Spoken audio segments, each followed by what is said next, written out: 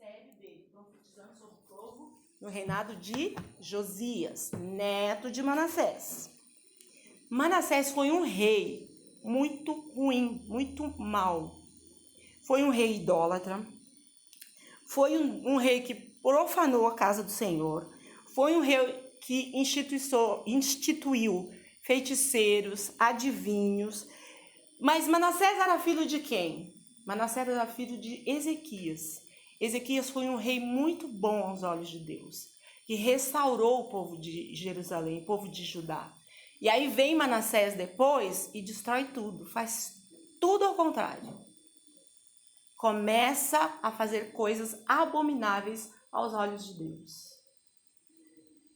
No finalzinho da vida dele, ele se arrepende. Depois que ele já passou um monte de perrengue, ele se arrepende, se volta para Deus. E tenta começar uma reforma que não é dado muito certo. E aí ele morre. E aí Amon, que era filho dele, sobe no poder, né? E fica 2 anos e faz pior do que Manassés fez. Mas só fica 2 anos. Porque ele era tão ruim, Deus deu um jeito de tirá-lo da terra. E aí vem Josias, pequeno, 8 anos. Pensa você ser colocado rei aos 8 anos de idade.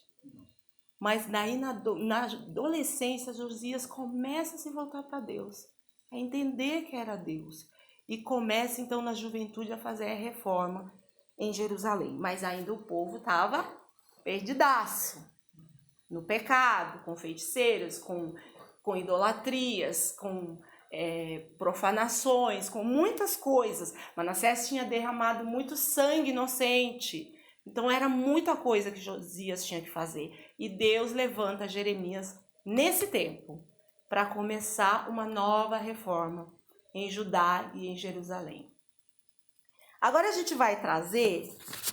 Não, antes disso eu vou falar. O objetivo da profecia de Jeremias, de Deus ter levantado Jeremias, era para que... E o ministério de Jeremias durou mais de 30 anos, tentando... clamando, proclamando arrependimento para o povo, para que se voltassem para Deus, para que não arcassem com as consequências, porque no reinado de Manassés, Deus falou para o povo, se vocês não se arrependerem, eu vou trazer o juízo sobre a vida de vocês. E Jeremias é levantado por Deus por misericórdia ainda. Que Deus ainda queria que o povo se arrependesse, queria dar a última chance. Então o ministério de Jeremias começa para trazer esse arrependimento, para fazer o povo pensar e voltar atrás, antes que viesse o juízo sobre a vida deles. E era a última chance que o povo tinha para fazer isso. Aqui na palavra, no versículo 10, o último versículo que a gente leu, fala assim, ó: eu te ponho neste dia sobre as nações e sobre os reinos, para arrancares, para derribares, para destruíres e para arruinares. Quem tem uma versão mais atualizada? Quem tiver, leia.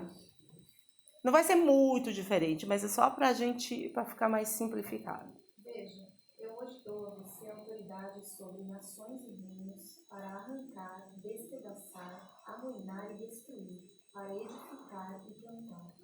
O que esse versículo está falando? O ministério de Jeremias era para mostrar para o povo que eles seriam destruídos, levados para o cativeiro por causa do pecado, porque se afastaram de Deus. Mas depois, Deus construiria novamente a aliança com eles e traria a liberdade. E depois disso, eles teriam esperança após todo o juízo que Deus tinha lançado sobre eles. Jeremias, ele foi chamado e separado por Deus para ser profeta nas nações. Fala aqui no comecinho do versículo que a gente vê. Antes que eu te formasse no ventre, eu te conheci. E antes que saísses da madre, te santifiquei às nações e te dei como profeta. Mas o que foi que Jeremias falou?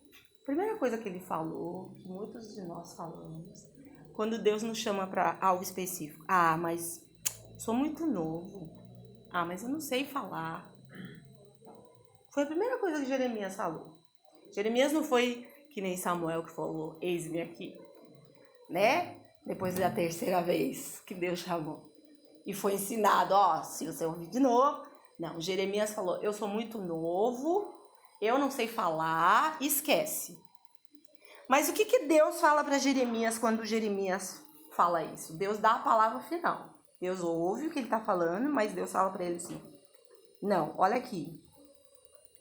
Não me digas que és criança, porque onde você estiver, onde eu te enviar, você vai, porque eu sou contigo. Então, a primeira coisa, Deus dá uma promessa para ele. Onde eu te mandar, você vai, porque eu sou contigo. Depois, ele fala assim, e aí o que aconteceu? Deus tocou, o Senhor tocou-me na boca e disse-me, eis que ponho as minhas palavras na tua boca. Deus deu a promessa para ele, eis que sou contigo. Deus tocou a boca dele, ou seja, Deus purificou a boca dele, Deus ungiu a boca dele. E depois Deus falou, eu vou colocar as palavras que você tem que falar. Deus capacitou Jeremias. Diante disso, não tem mais o que fazer, né? Mas dentro do cenário que eu contei, que na época que Jeremias é chamado, o povo era imoral, o povo estava profanando, o povo era idólatra. Vamos trazer para os dias de hoje. O que a gente está vivendo hoje? Totalmente diferente, né? Não, né? A mesma coisa. A gente está numa época em que corrupção política cada vez maior, sendo descoberto, coisas que a gente nem sabia. A gente já sabia que o Brasil tinha sido fundamentado na base da safadeza, né? Começando com os reis, os governantes portugueses, porque aonde eles passam, eles destruíram. O meu país, Cabo Verde, eu sou cabo-verdiana. Quem já ouviu falar de Cabo Verde? Nossa, que chique! Geralmente as pessoas ficam assim, ó. Fica em Minas Gerais, porque tem um lugar em Minas que chama Cabo Verde. Então, eu tô aqui, ó. Em abril nós fizemos 30 anos de Brasil. Eu vim com... Não vou falar. Fizemos... Não, eu vou falar porque eu não aparento. Eu vim com 13. Fizemos 30, eu estou com... Tenho cara, nego? Aê, tá vendo? Ela é língua portuguesa, né? Sim, foi colônia portuguesa. Por isso que eu tô falando que onde eles passam... Então, foi fundamentado o Brasil assim. Mas cada vez mais a gente tem visto a corrupção política, a imoralidade se tomando conta do Brasil e violência descontrolada, mesma coisa que aconteceu na época de Jeremias, né? Derramamento de sangue inocente. Agora mesmo, o que aconteceu, vocês lá em Santo André, eu sou de Santo André, e Santo André era uma cidadezinha que ninguém falava nunca, né? De repente, tá top de linha no jornal. Só fala do que tá acontecendo em Santo André. Semana passada, um riquinho, incomodado com um morador de rua perto da casa dele, pegou a arma e matou. Ah, não tô aguentando mais sua cara por aqui. Derramamento de sangue inocente. Outra coisa que tem acontecendo muito, mobilização para que aceitemos todas as formas e expressões de religião. Porque Deus está em todo lugar. Antes nós tínhamos mais fundamentado assim, 3 tipos de religião, né? Os protestantes, que somos nós, os evangélicos, os católicos e os espíritas, vamos dizer assim. E agora as religiões de mistérios começaram a tomar e agora todo mundo fala que é de Umbanda, que é de Quimbanda, que é de todas as bandas, todo mundo tá falando, né? Agora todo mundo se declara e ainda fala assim, não, porque nós, de que somos afrodescendentes, temos que declarar porque essas são nossas raízes. Oi? Quem disse isso? Porque aqui no Brasil existe uma como é que você fala? Uma mentira de que a África só tem religião de mistérios. É mentira! Na África, quem mexe com feitiço, com feitiçaria, é escondido, não é declarado como aqui. Você mal sabe quem mexe. Porque não é uma coisa que as pessoas saem falando assim, olha, eu sou feiticeiro, olha, eu faço voodoo, olha... Não! As pessoas não fazem isso. E uma grande 70% do continente africano hoje está evangelizado. Vocês já viram culto de nego na África?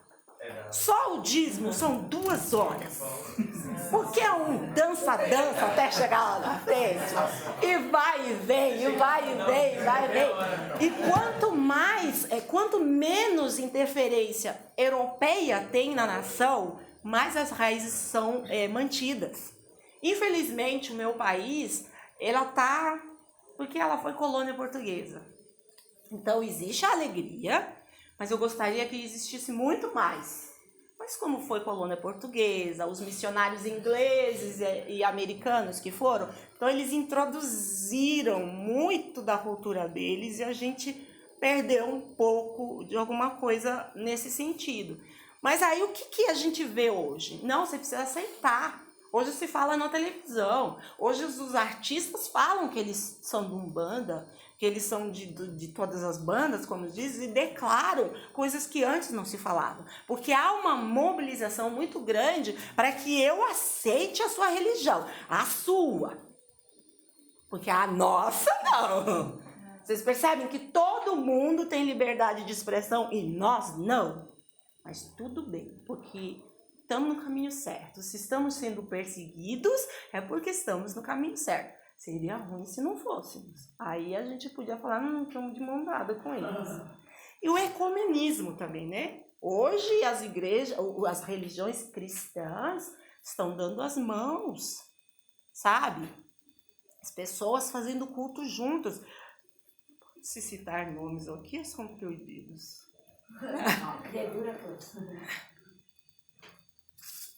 É o seu. Você não vai divulgar, não, né? Eu não vou ser processada.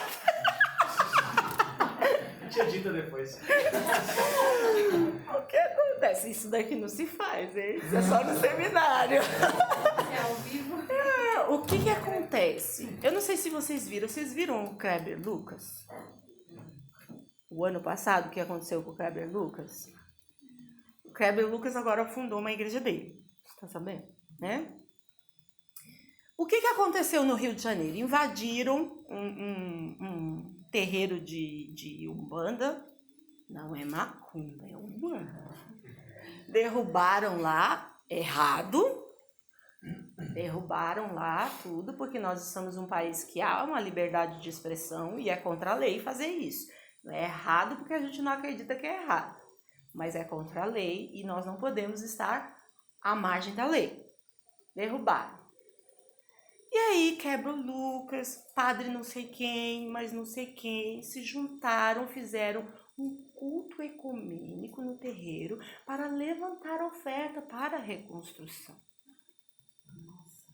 Estava eu assistindo o encontro com Fátima quando falaram isso. E aí eu pensei na música, é preciso aprender mais de Deus. Eu falei, cadê? Deus cuida de mim. Ele estava cantando essa música. Levantando oferta, porque nós precisamos estar juntos. Isso foi faz um tempo já, né? Foi o ano passado. Eu vi. Entendeu? Porque ele falou, e aí depois eu vi uma entrevista dele em imprensa, imprensa escrita, falando que se é para ser crente como nós, ele não quer. Porque ele quer ser referência nas atitudes dele. Eu, para quem? Então, com tudo isso que a gente vê, o que aconteceu lá em Judá e em Jerusalém na época de Jeremias e o que está acontecendo hoje, tem alguma diferença? Deus levantou Jeremias. Já tinha levantado outros profetas, dando várias chances. né, pro povo. Hoje, qual que é a necessidade de hoje para a nossa realidade? Deus está buscando homens e mulheres que estejam dispostos a obedecer e andar contra o fluxo. Jeremias foi considerado traidor na época dele. Nós estamos dispostos a andar contra o fluxo? Tá fácil andar contra o fluxo hoje em dia? Tá fácil você expressar a sua opinião? Hoje em dia? Mas precisamos. Jeremias levantou e proclamava que o povo precisava se arrepender, porque o juízo viria. Que o povo iria para o cativeiro de Babilônia, sim, mas que isso até era um ato de misericórdia de Deus.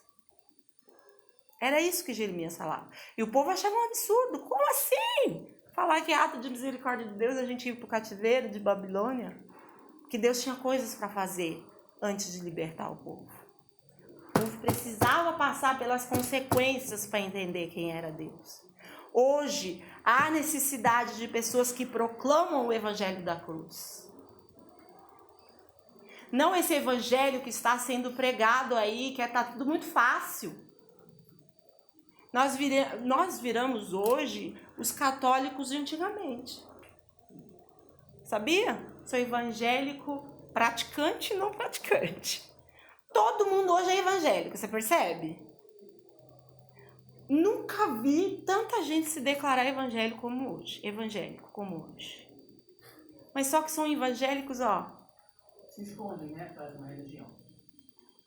O que acontecia no passado? Os católicos tinham os católicos praticantes e os não praticantes. Quem eram os não praticantes? Aqueles que nasceram no lar católico. Quem são os evangélicos não praticantes do hoje? Os que nasceram no lar evangélico, mas não querem assumir compromisso. Então aí o BGE diz que nós somos, quanto que somos hoje? 30 e não sei quantos por cento, 40% de evangélicos no Brasil? Aumentou? Ai, que triste. Porque aumentou só na palavra. Mas o Vitor ensinou 60% já. 60%? Tamo bem, gente. Nem precisa pregar mais. Então você vê, ficou bonito falar que é evangélico. Todo mundo é evangélico. Baby Conselho é evangélico. Na cadeia, pessoal, se converte. Mas aí é uma conversão de algo. São casos Genuínos. Outros falam isso para conseguir o quê? Liberdade provisória. Então tá muito bonito ser evangélico hoje. Nós estamos todo mundo junto. Só que Deus está procurando pessoas que se levantem como Jeremias. Que digam, estou aqui. Ainda que tenha medo. Pergunta para o Rodrigo se foi fácil falar sim para Deus. Eu tenho uma meia teoria de que muitos de nós falamos sim porque escolhemos falar sim, mas porque temos medo. A gente não luta com quem vai ganhar. Eu vou lutar com Deus. Eu sei que ele vai ganhar. Jeremias teve medo, falou e Deus deu a promessa, ungiu e capacitou ele. A gente precisa começar a pregar o evangelho que não é de ganho, mas de perda. Não esse evangelho que venha para Cristo e você terá tudo. Esse evangelho não existe. Nós precisamos pregar o evangelho de perda. Você precisa perder para ganhar. Você precisa se livrar de você mesmo para que o Espírito Santo habite em você. Você precisa mudar os seus próprios conceitos para que os conceitos de Cristo sejam inseridos na sua mente. Então, o evangelho da cruz é um evangelho de perder para ganhar. Não é um evangelho de ganhar para ganhar. É de perder para ganhar. Eu gosto muito daquela música do Leonardo Gonçalves. Quem conhece? Que fale, hoje é aquele do... Hoje é domingo. No final, o que fala? Eu sou livre de Lembra da música? Eu sou livre de mim, enfim. Se você não se perder, não tem como Cristo fazer alguma coisa na tua vida. Então, a gente faz culto doméstico em casa e a gente gosta muito dessa música. E mexe. Quase todo culto doméstico a gente canta essa música. Porque eu preciso me livrar de mim. Para que eu possa ganhar alguma coisa.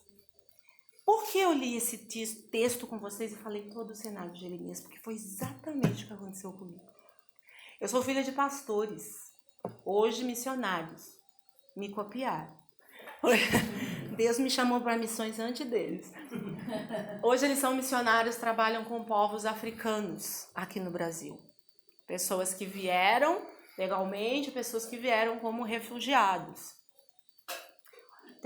Vai fazer 9 anos que eles trabalham com povos africanos, são da Junta de Missões Nacionais. Quando Deus me chama para o ministério, Deus já havia falado comigo outras situações da minha vida. Eu me converto aos 10 anos de idade num culto evangelístico. As dicas aí, desde pequeno. Aos 10 anos eu me converto num culto evangelístico. Nada a ver, Deus não vai fazer nada nessa área na minha vida. Aos 15 anos, eu começo a sentir alguma coisa, mas não estou interessada. Então, começo a orar. Não quero que você me chame para o ministério. Eu não estou falando, eu orava assim mesmo. Não é que eu pensava, eu orava, eu não quero que você me chame para o ministério. Porque eu sou filha de pastor, eu nasci num lar cristão. Quando eu nasci, meus pais já eram pastores. Então eu sabia o que era a vida de pastor. E eu não queria aquilo para mim. Além de orar, não me chame, não orava. E não me faça casar com pastor, hein? Que eu também não quero. Passei muito tempo orando. Desse jeito. Minha mãe falava, você tá louca? E eu orava mesmo. Aí meus pais só faziam assim pra mim. Com 18 anos eu vou para um acampamento de jovens e Deus fala comigo de novo. E eu pego e faço assim. Não ouvi, não é comigo. Aos 23 anos de idade, meu marido, então não era nem meu namorado, era líder dos jovens, estava pregando no culto dos jovens. E era um culto evangelístico. E eu estava na galeria. E aí ele faz o apelo, de quem tinha chamado para o ministério. E aí Deus fala comigo. E aí eu falo, eu não vou. E Deus fala, você vai lá na frente. Eu falo, eu não vou. Eu fiquei nessa bate-boca com o Espírito Santo, ó. Eu não vou, tô falando que eu não vou. Quando eu percebi, eu tava lá na frente. Eu falei, quem me trouxe? Porque eu que não fui. Quem foi que me trouxe aqui? E eu já tava aos prantos. Chorando muito. E falando, o que eu tô fazendo aqui? E aí passa um tempo. E eu fiquei quieta. E aí passa um tempinho. Eu e meu marido, a gente começa a namorar. E aí a gente vai para uma chácara de uns amigos, com os meus pais, tudo. E aí numa conversa, Deus fala, ei, você não falou nada para seus pais ainda, né?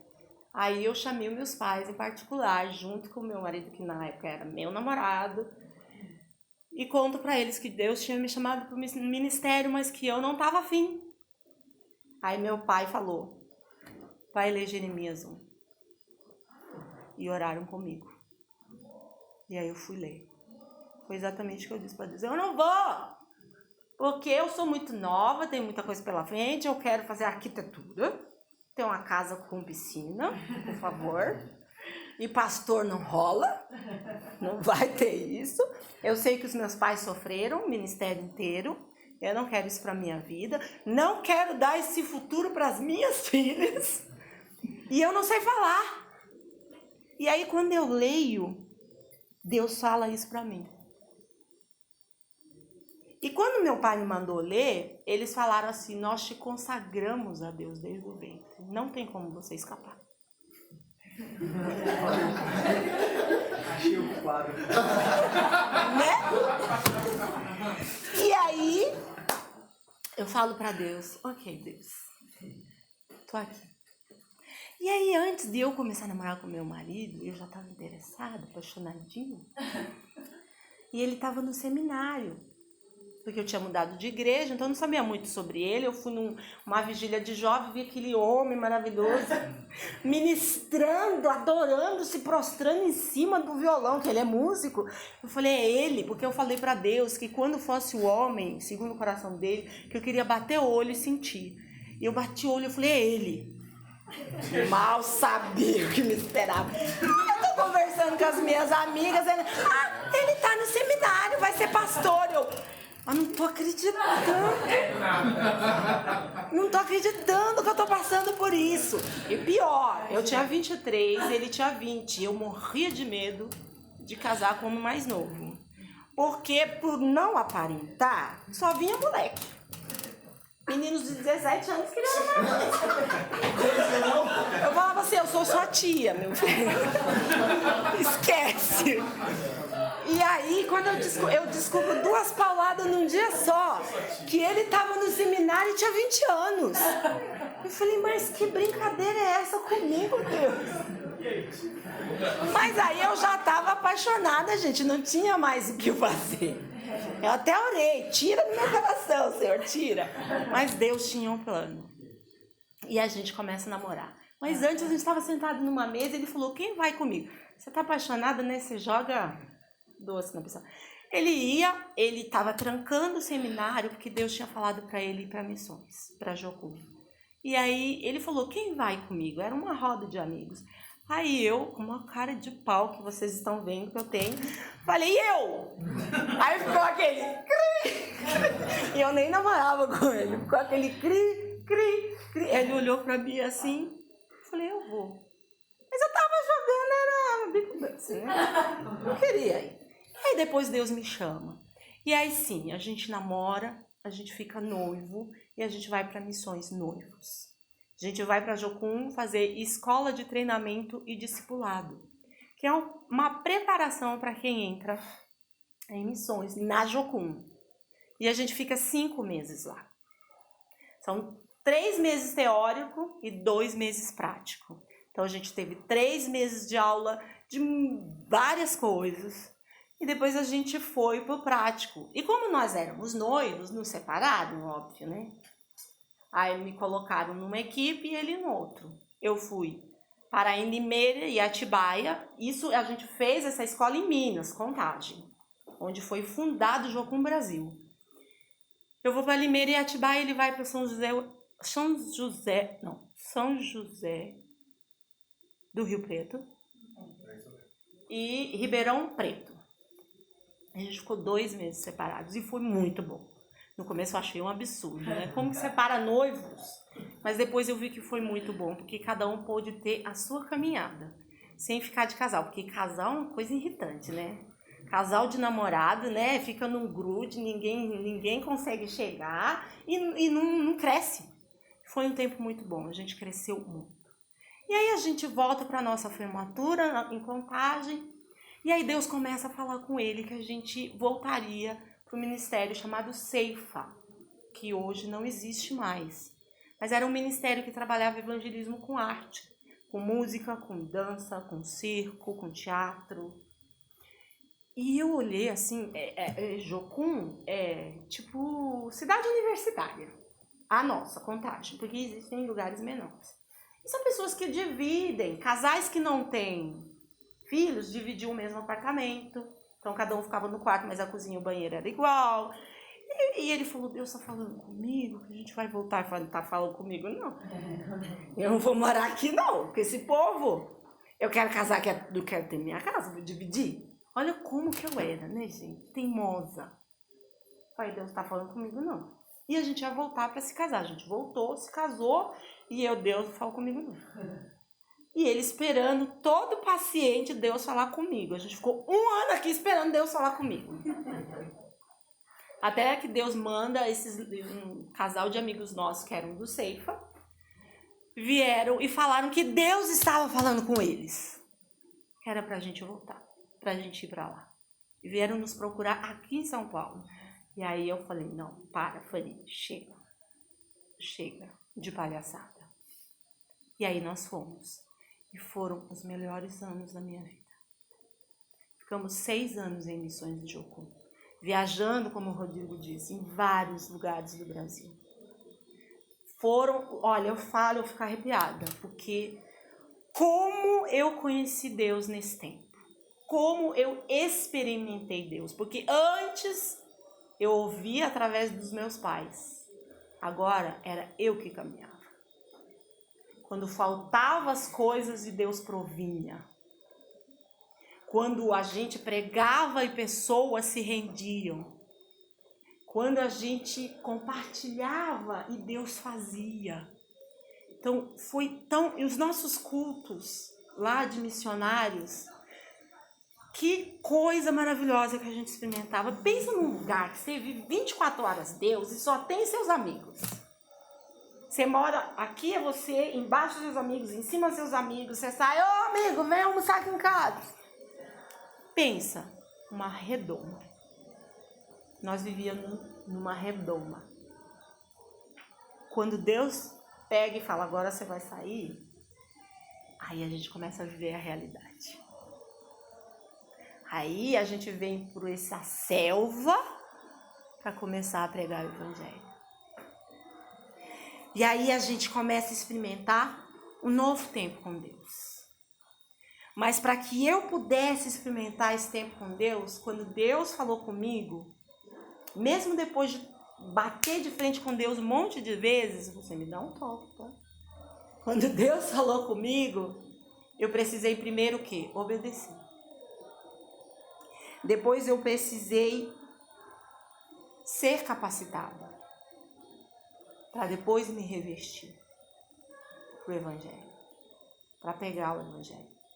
Porque antes o que eu tinha de experiência de ministério era dos meus pais. E eu achava um absurdo quando os meus pais abriam a boca e falavam assim, eu faria tudo de novo. Eu falava, gente, como assim? A gente saiu de Cabo Verde, tínhamos uma vida estruturada, porque as pessoas acham assim, né? Veio da África, tava passando fome. Tem um amigo na nossa igreja que fala, vocês vieram num container. É daí pra baixo as piadas, né? E a gente tinha uma vida estruturada, entendeu? Famílias estruturadas. E assim, meu país é um dos países privilegiados da África, né? Que Cabo Verde é um país de pessoas intelectuais. São 10 ilhas. Que depois entra na internet e vê as fotos, vocês vão querer ir pra lá. São 10 ilhas, é um país pequeno, de quase 600 mil habitantes só. Santo André tem mais habitantes que o meu país inteiro. E tem mais o dobro disso fora, porque Cabo Verdeano é igual brasileiro, se espalha no mundo. É igual brasileiro e judeu, se espalha no mundo. E aí a gente vem pra cá para começar do zero. Passamos muitas dificuldades aqui. Muita mesmo. Não foi pouco. A primeira delas foi o frio. Você pensa uma pessoa que sai de Ilhas e se mete no sul de São Paulo. Americanópolis, Jabaquara, em 89. Pensa no frio que era. A gente colocava 4 meias para dormir e não esquentava o pé. A gente chorava à noite, porque a gente não conhecia esse frio. Minha mãe conhecia que ela tinha morado em Portugal, que é muito mais frio do que aqui. Mas a gente não, e a gente chorava. Então a gente passou por muitas dificuldades, longe da família, para pegar o evangelho. E aí quando a gente, né, imaturas, eu e minha irmã mais velha, tem uma irmã mais nova, que hoje tem 30 anos, mas na época era neném. E a gente reclamava e a minha mãe falava, e o meu pai, nós faríamos tudo de novo, eu achava um absurdo. Mas hoje eu falo isso para as minhas filhas. Tudo que passamos e estamos passando, eu não faria nada de diferente. Porque eu precisei experimentar com Deus. E aí Deus começa a dar algumas direções, que eu não quero sair daqui do que a gente está falando. Isaías 61, 1:4. Quem pode ler pra gente?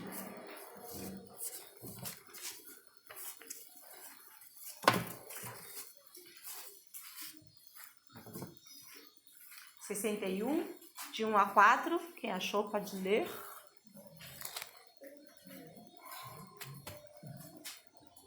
O Espírito do Senhor soberano está sobre mim, pois o Senhor me ungiu para levar boas novas aos pobres. Ele me enviou para consolar os de coração quebrantado e para proclamar que os cativos serão soltos e os prisioneiros libertos. Ele me enviou para dizer aos que choram que é chegado o tempo do favor do Senhor e o dia da ira de Deus contra seus inimigos. A todos que choram em Sião, ele dará uma bela coroa em vez de cinzas, uma alegre bênção em vez de lamento, louvores festivos em vez de desespero. Em sua justiça serão como grandes carvalhos que o Senhor plantou para a sua glória.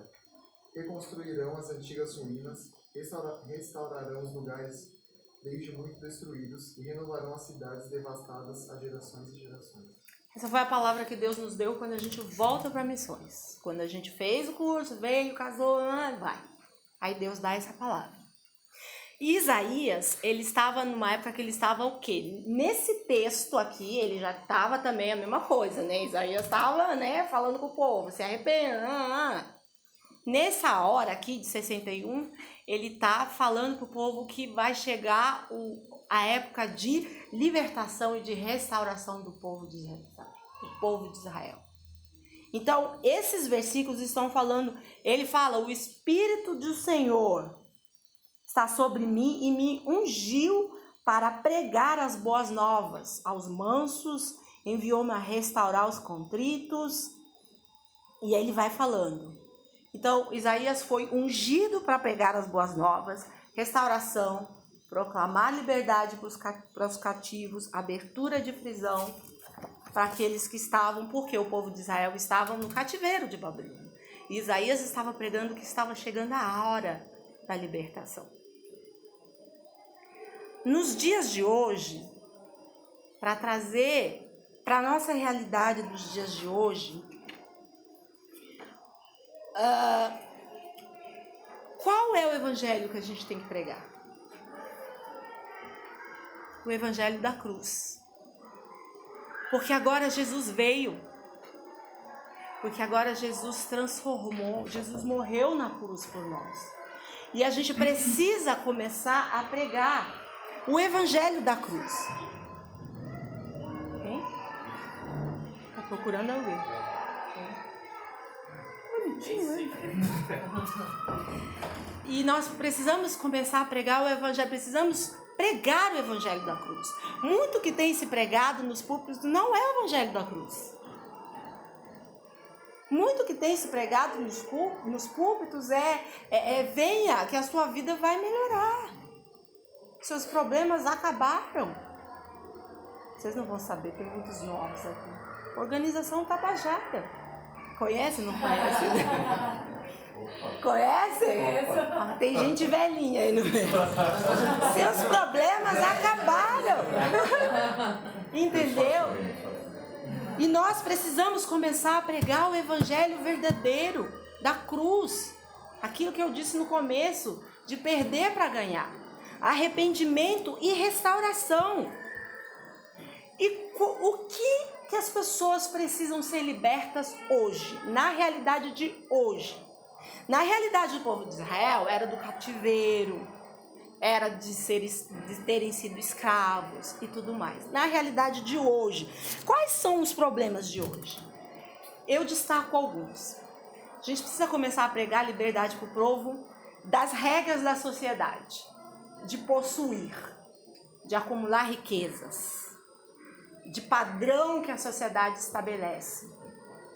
Porque hoje as pessoas estão preocupadas em ter e não em ser.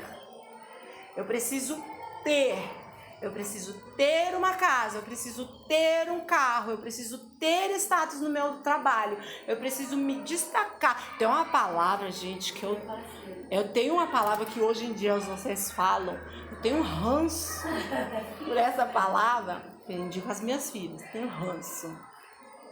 Precisa ser proativo. O que é ser proativo? Proativo é mostrar para o seu chefe que você sabe fazer. Isso é ser proativo. Proativo não é que você está exercendo o seu talento. É você mostrar pro seu chefe que você sabe fazer para você se destacar e ser promovido. Não é isso proativo? Linguagem infantil. E a gente está trazendo isso para dentro da igreja. Você precisa ser proativo. Dentro da igreja, não, você precisa ser servo. Dentro da igreja, você não precisa mostrar nada para ninguém. Você não está na igreja para mostrar para o pastor e conseguir um cargo de liderança. Aqui você serve. Ou você serve, ou você não serve para nada. Aprendi isso com meu pai. O servo que não serve, não serve. Entendeu? Eu escutei meu pai falar isso 1 milhão de vezes de púlpito. O servo que não serve, não serve. Então você precisa ser proativo. Aí nessa história de você ser proativo, aí você começa a puxar tapetinhos. Porque o seu chefe precisa ver que você é uma pessoa que tem valor. Mas os seus valores estão fundamentados em ter e não em ser. Então as pessoas estão aprisionadas hoje no padrão que a sociedade estabelece. E nós precisamos começar a pregar sobre isso. Que precisam ser libertos do padrão que homens colocam. Primeira coisa. Esse padrão gera o que nas pessoas hoje? Ansiedade, depressão, dependência química, suicídios têm aumentado cada vez mais e de crianças. A aparência e o status está em primeiro lugar. Exatamente. De criança. Gente, eles estão ensinando as crianças na escola que ela tem que ser proativa. Ela tem que se destacar. Dentro de casa, os pais já colocam as crianças em 1 milhão de coisas. Em inglês, em informática. A criança chega à noite, 10 horas. Porque ela fez tanta coisa durante o dia. Ela é um pequeno adulto. Concorda comigo? E esses padrões vieram de onde? Estados Unidos e Europa. As crianças lá fazem um monte de coisa durante o dia. Porque os pais não têm tempo para ficar com eles. E a gente importa isso e começa a fazer isso com os nossos filhos aqui. Tem que fazer 1 milhão de coisas. Porque o mercado de trabalho... Uma professora na reunião de professores falou, porque nós temos que prepará-los... 3º ano. Eu estou falando de ensino fundamental, tá? Preparados para o mercado de trabalho. Oi? Eles vão sair daqui direto para o mercado de trabalho? Ensino fundamental? Não estava... Olha, gente, eu fiquei assustada. Vai brincar pra quê? Brincar. Pra quê? Entendeu? Brincar. Os pedagogos vão poder falar que brincar também é aprender. Brincando também se aprende. Mas hoje não tem tempo para isso não, porque o mercado de trabalho está precisando de pessoas proativas. Então temos que ensinar na escola as crianças. Então a gente está gerando uma sociedade ansiosa, depressiva, que usa bastante tem bastante dependência química nem farmacêutica. E não é só de droga, álcool e cigarro, é de remédios. Tem pessoas que não vivem sem remédios. A tal da ideologia de gênero, essa mobilização de que eu tenho que aceitar, porque eu nasci assim. Entendeu? Aí a gente vai lá no Gênesis e fala assim, e criou o Senhor homem, mulher e outra espécie. Está escrito isso? Mas a gente está sendo pregado por aí que nós precisamos aceitar. Nós precisamos amar, não aceitar. Nós não precisamos matar. O Brasil tem o maior índice de morte de homossexuais no mundo. Nós não precisamos matá-los. Não precisamos agredi-los ou ofender até mesmo com palavras. Nós precisamos amar. Mas nós não podemos aceitar. Porque as coisas estão crescendo de uma maneira tão assustadora que se a gente não continuar pregando... Depois vocês me entregam uma prancheta, por favor, aqui, ó. Deu um menininho aqui. Se nós...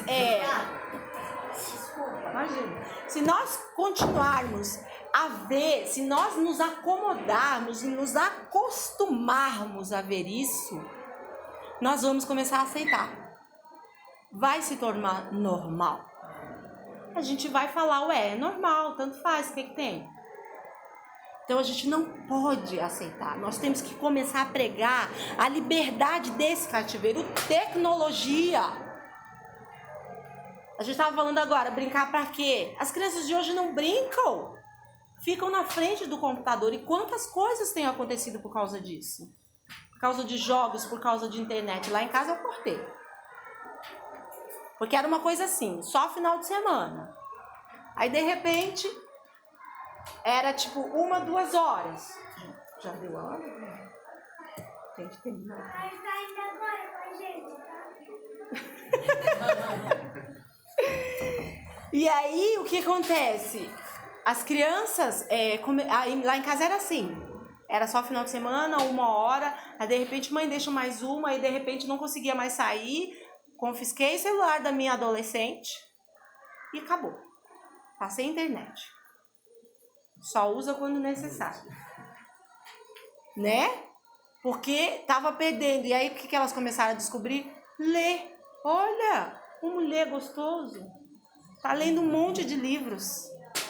Tá brincando. Tá interagindo. Então, todas essas coisas aqui, gente, todas essas coisas aqui precisam começar a ser pregadas.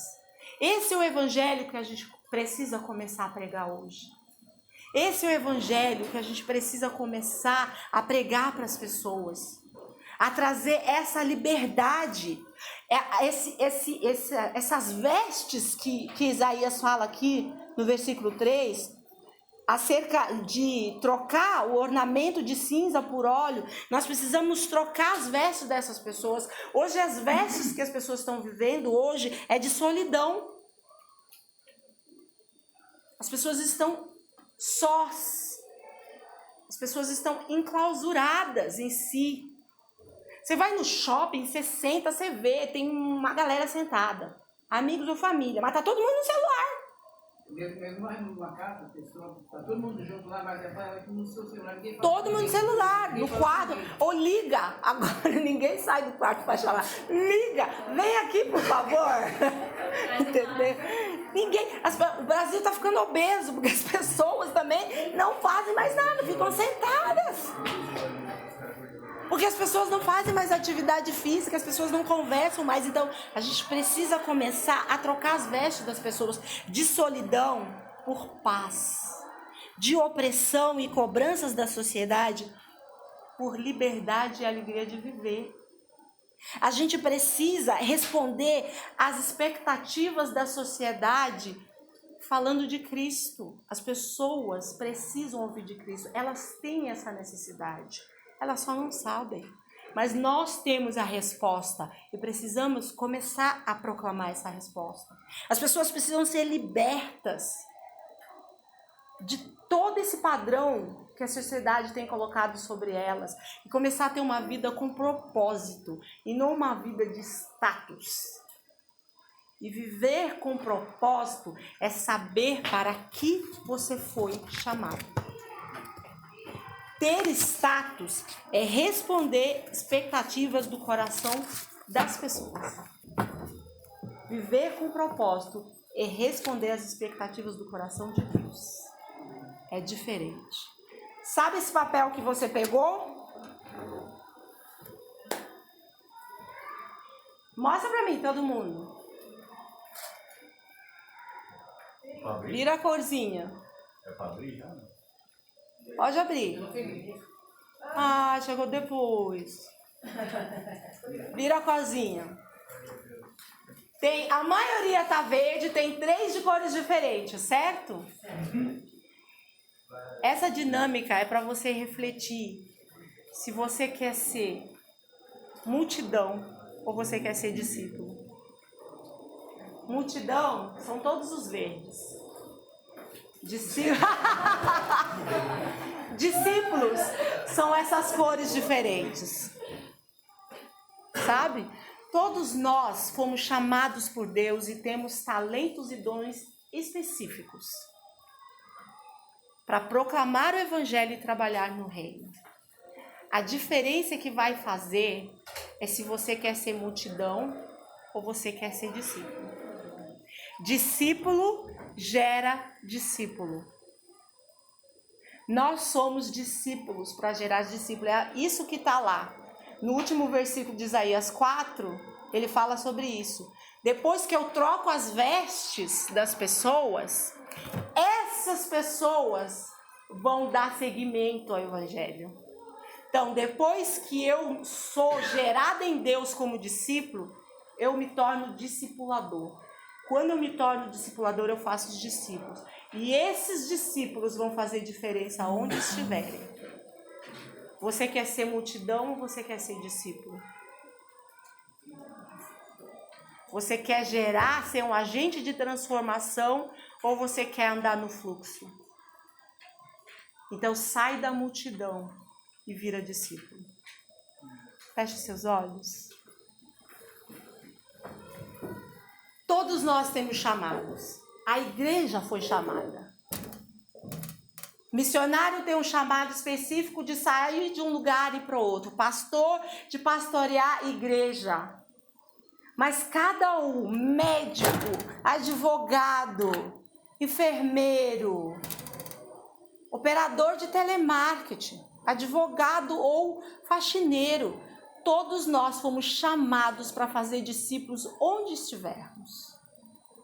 Então não tem desculpa de eu não tenho talento ou eu não sei falar, porque onde Deus colocou você e o talento que Ele deu nas tuas mãos é para você gerar discípulos e ser um agente de transformação. Pai, em nome de Jesus, nós queremos te agradecer pelo privilégio que nós temos de sermos teus filhos e sermos chamados pelo nome. E nesta manhã, quando você mais uma vez nos chama a atenção e nos alerta para ser discípulos, queremos nos posicionar diante dos teus olhos e dizer: nós não queremos fazer parte da multidão, nós queremos ser discípulos, nós queremos gerar discípulos, nós queremos ser agentes de transformação. Então, se há no meio de nós ainda pessoas que estão com medo por não saberem falar, ou achar que não é capacitado, ou novo demais, que o Senhor faça com cada um aquilo que o Senhor fez com Jeremias.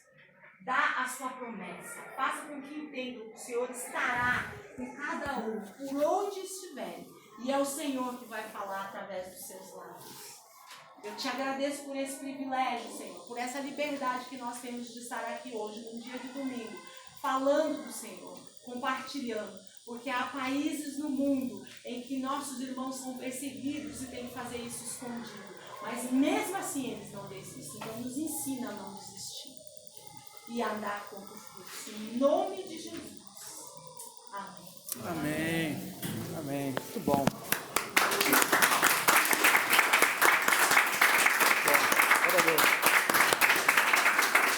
Muito bem. Muito bom. Fanny, obrigado, hein? Valeu. Pessoal, bom domingo. Deus abençoe realmente vocês.